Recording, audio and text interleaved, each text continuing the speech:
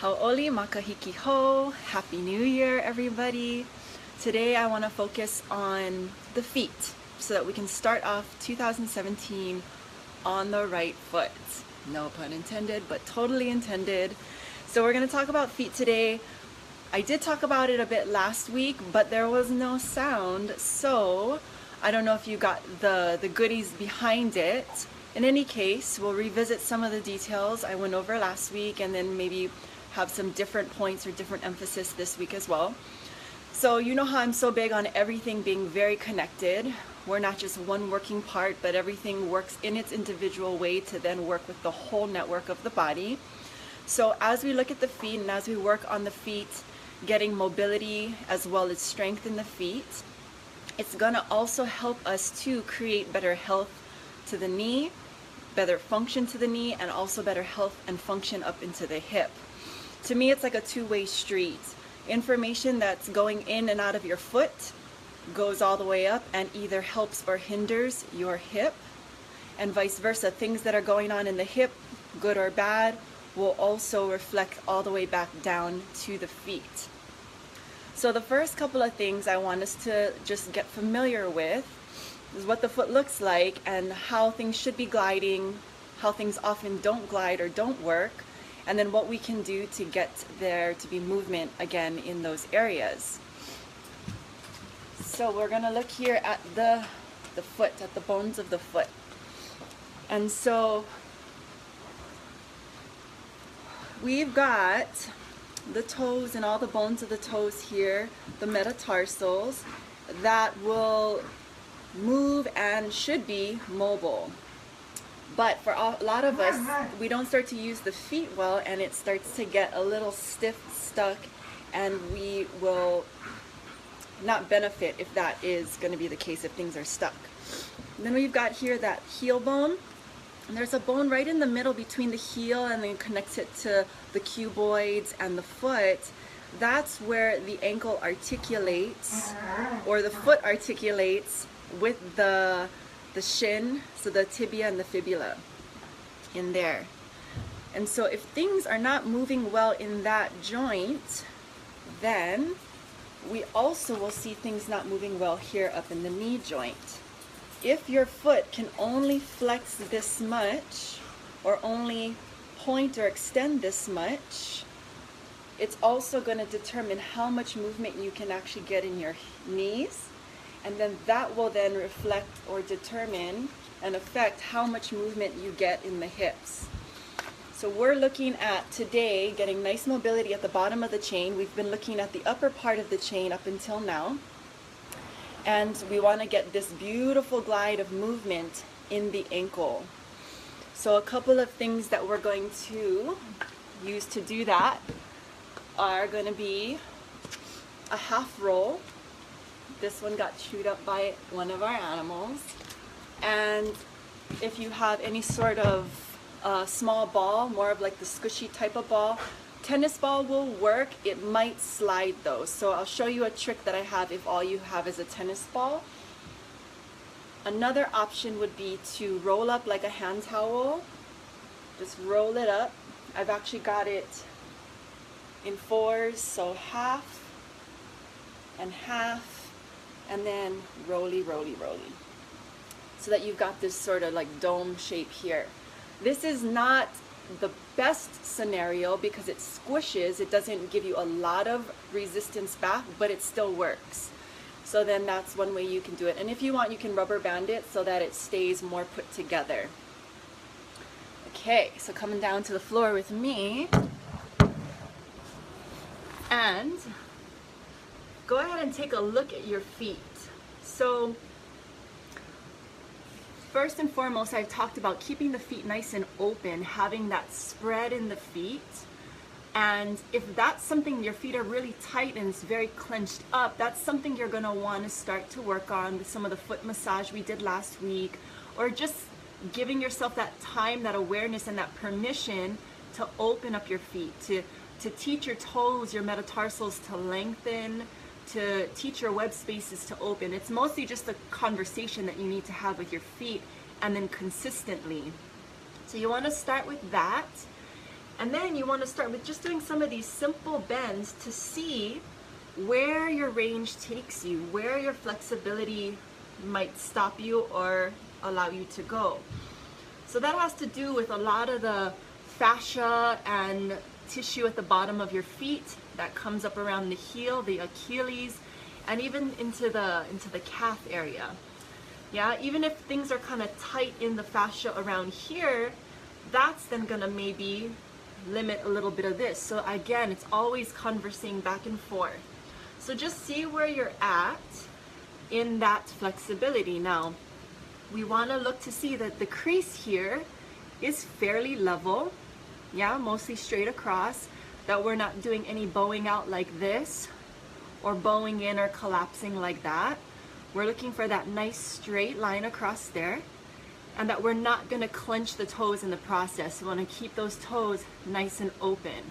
So this in itself is a wonderful exercise, just this real simple bend to stand, giving that lubrication and massage to the ankles.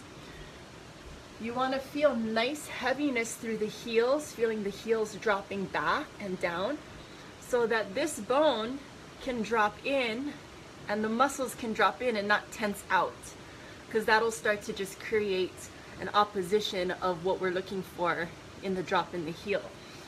So these tools, like I said, can help you to get some of the space that we need in the feet and some of that mobility that we're going to need in the ankle. And so here, if you place your foot, the ball of the foot, in particular the back of the ball of your foot, up on your half wedge or your half dome, you just want to let the heel spill to the ground. This in itself, wonderful exercise. You can just stand here, you can breathe, you can encourage for this part of your ankle to relax while this part of your heel is nice and heavy. If you want to take it further, you can start to add just little tiny bends and straightens to that, so that it challenges opening up this tissue slowly. You don't want to force it too fast too soon. You want to open up the tissue nice and slow. And that, as you see, this gets a nice deep flexion. That'll start to create more availability of mobility here and then up into the chain of the hip. So usually after each set, no matter if I'm on a half dome, a ball, or the towel roll, after each set of these maybe 10 breaths or 10 bends and straightens, you'll just want to take a scan and take a look and see how does that feel different from one side to the other. You're going to experience a lot more freedom in this one side just from that small little exercise. And now, why do we care about mobility? Why do we care about something being flexible? You're like, I'm fine the way that I am. But the mobility is going to give you more potential, and with more potential and range of motion, you have more potential for strength. And it's all about the balance too of the health of the joint, so that you don't get things like arthritis. Because if something is stuck and it can't lubricate and it can't move any of our joints, it's going to start to accumulate dryness, stiffness, and it's just going to get a lot of junk and congestion built up. So we got to keep the lubrication in there. We got to keep that range of motion. So right up until now, I've been talking about a lot of flexion. I find this is where a lot of people have a little bit of a limitation. So we're also going to talk about the point or the extension of the ankle joint. And so after you've done your flexion, whether with the half dome, the ball, or the towel, you'll also want to go into some of that extension, nice and slow, trying not to pop the ankle forward or lock it forward. So we're working with the lever of the foot. We're going to push down now through the ball of the foot and allow for the heels to rise up, and then allow for the heels to melt down. Again, we're looking that it's nice and even, keeping weight towards the center of the foot, center of the ball of the foot, so that we don't fall in too much to the big toes or we don't fall out too much to the pinky toes, but that we're more in the center. And then taking your time to lever back down. So again, I'm working through the leverage of my feet, but you're gonna feel power and energy helping to rise up from the top. This is the top of the crane helping the feet to work. So you're gonna feel the ball of the foot push down, the heels rise up, and you're gonna feel the glutes activate. You're gonna feel quads as well. So the whole chain is working all the way up, working with a neutral pelvis and a neutral spine. And so you'd wanna work with some of that flexion first, and then some of that extension after. Usually rounds of 10 are good, and maybe 3 sets of that, so you end up doing 30 by the end of all of it. So another point I want to bring up about the feet are some of these points on your feet. The way I see it, everyone sees it a little differently. Ooh, you guys are lucky, I got dirty feet today.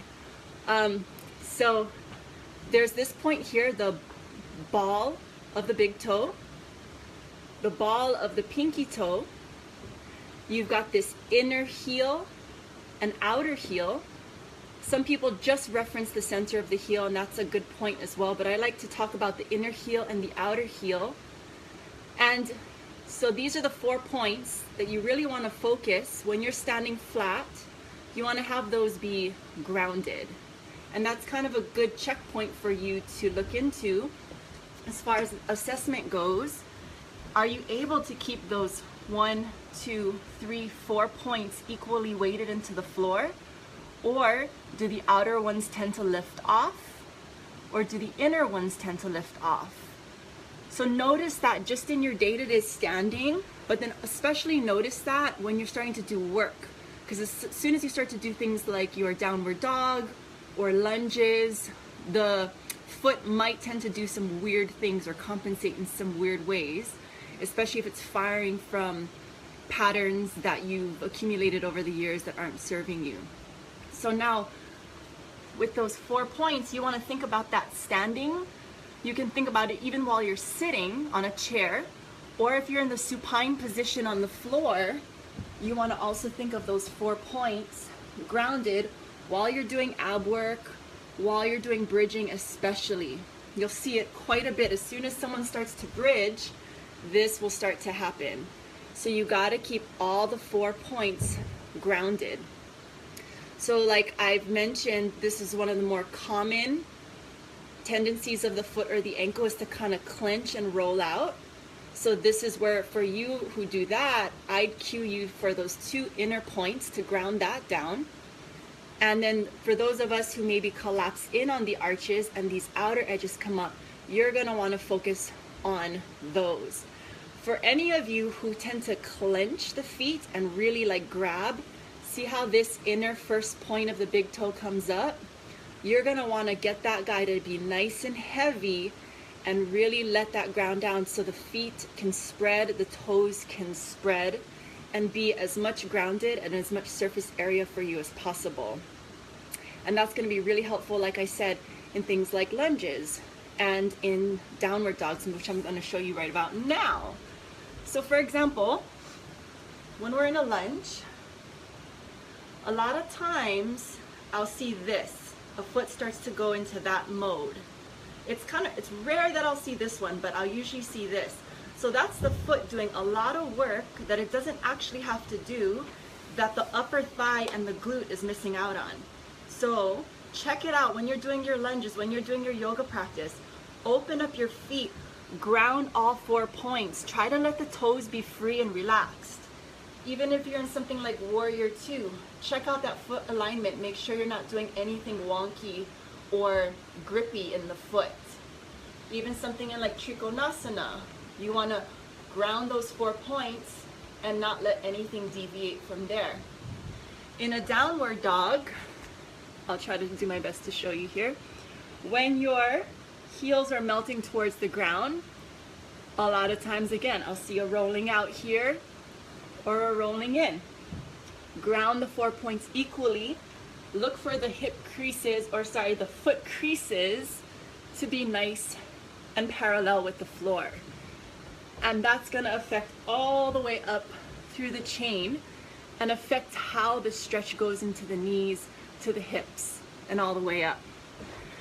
All right, so those are a few things you're gonna wanna just be starting to be aware of over this new year. How are you standing? How are you using your feet in your daily practice, in your daily exercises? Do you have the mobility in the ankle joint and in the feet that you need to have the strength that you need to power your walking, your hiking, your running, and anything else that you're gonna be doing, plyometrics, CrossFit? You wanna have solid mobility and range of motion so that you're working at your optimal and most functional way. Now, I want to talk a little bit about walking because we do it so much of the day. Hopefully y'all all are getting a lot of walking in. There's a lot of different patterns I see, but a couple that I'm going to acknowledge that I see the most. You can start to look out for this in yourself and see if there's something that you can do to help you towards a better walking pattern or a better gait. And all the things that we just talked about before, up until now, are really going to be helpful to this. So I'll just go over a couple of things I see when we're walking or when I see people walking, and especially because if you're a runner or if you're someone who's hiking a lot, you want to get these patterns to be functional for you, or you're gonna end up with foot problems, knee problems, and maybe other things going on, especially in your back too. Okay, so this is one pattern that I see. Excuse me, babe. So one of the patterns that I see is just total turnout walking. Yeah? So if I'm doing a turnout walk the whole time, I'm rolling over my arch. My arch is collapsing every time, and there's a lot of weight going into my big toe, which could lead to bunions. Sound familiar? Yeah. So what we're looking for is for more of that parallel stance. Not going to happen overnight, but you want to be able to walk through more through the center of your foot. Now, it's not as simple as that. Yeah, it's a little more complicated. We do want to strike when we're walking through more of the center of the heel. It's going to come around that lateral edge, and then we want to take off somewhere here in that first and second toe space. But if you're an external walker, you're taking off of here, actually off of here, and you can see that's not meant to be taken off from, right? You can see that in my foot. Where there's lots of wear and tear, that's the part of our foot that was built to take some more of that pathway. So then, knowing that, when you're walking, you want to find that nice strike through the center of your heel. It does momentarily go to the lateral side, but then it wants to take off from that space between the first and second toe. So aside from the external walkers, what I'll see is a nice parallel walk, but a little bit of a twist in the back. Now I'm exaggerating it, right? No one really looks like that, but there's this little bit of a twist that happens and then a hip swish that happens. So what we're missing out on there, again, is that full propulsion, the press from the calf to the hamstring to the glute, the extension of the hip, because we're swishing, we're kind of dodging those groups of muscles that should help us walk, and we're getting really weak in our leg muscles. Not only that, you're getting this pivot on the ball of your foot over and over again, which again is going to cause a lot of pressure, a lot of torque, and potentially the buildup of bone, tissue, or the wear down of tissue, and bunion or other aches and pains in the foot.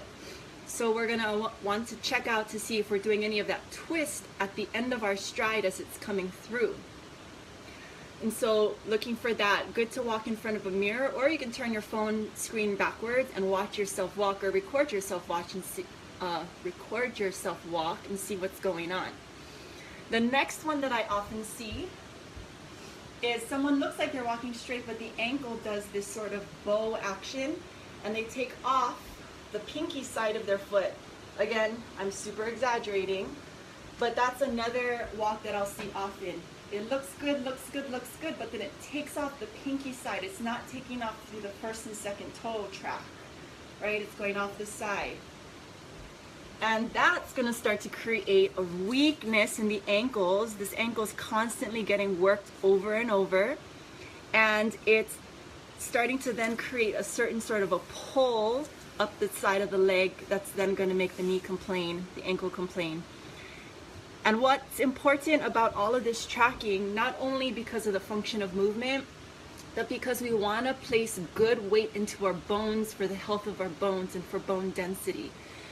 If we're avoiding certain weight bearing, those bones are going to get the message that we don't need them, and then they're going to lose density and get weaker. So we want to keep all the bones that we need to be challenged, so that then up the chain, these bones are challenged well, and then we're working properly into our hip so that we're not getting the arthritis like we talked about in the knees and the hips, and we're not getting the other types of stiffness, dysfunction, and I forgot the other one that I was gonna say, but that's the kind of stuff we need to, oh, the bone density, yes, so we don't get any sort of osteopenia, osteoporosis going on.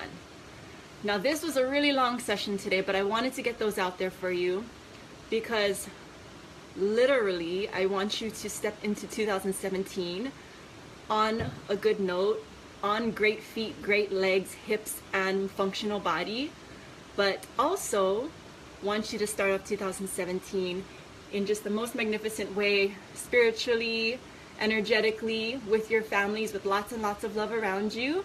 And so with that said, I'm just going to give you a foot high five. Happy New Year. Bye.